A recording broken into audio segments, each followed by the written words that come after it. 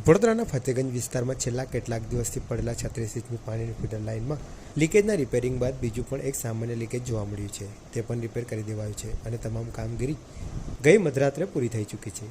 કલાકો સુધી ફાજલપુરની feeder line ખાલી રહેતા લાઇનમાં એર ભરાતા આજ સવારે કાલાઘોડા પાસે એર વાલ્વ ખોલી લાઇનમાંથી એર ખાલી કરવામાં આવતા તેની સાથે સાથે પાણી પણ છોડાતા રેલમછેલના દ્રશ્યો જોવા મળ્યા હતા અને લોકોને ફરીથી એવો ધ્રાસકો પડ્યો હતો કે લાઇન લીકેજ થઈ છે, પરંતુ હકીકતમાં એવું ન હતું.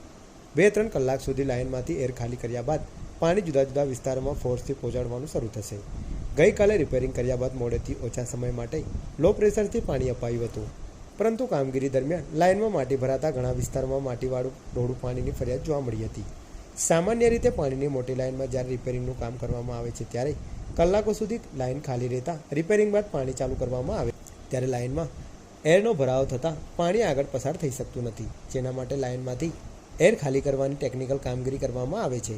ફતેગંજમાં બ્રિજ પાસે પોસ્ટ ઓફિસ નજીક છેલ્લા કેટલાક દિવસથી 15 ફૂટ ઊંડાઈએ ફાજલપુર ફ્રેન્ચ કુવાની ફીડર લાઇનમાં મોટું ભંગાણ પડ્યું હતું અને દિવસો સુધી 1000 લીટર પાણીનો વેડફાટ થયો હતો.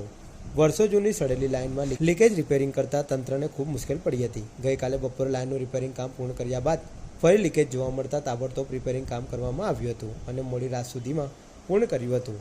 ફતેગંજની આ લાઇનનું લીકેજ રિપેરિંગ પૂર્ણ થઈ જતાં તંત્ર હાલ રાહત અનુભવી રહ્યું છે, કારણ કે આ લીકેજને લીધે 2 દિવસ સુધી 5 લાખ લોકોને પાણીની હાડમારી ભોગવવાનો વારો આવ્યો હતો.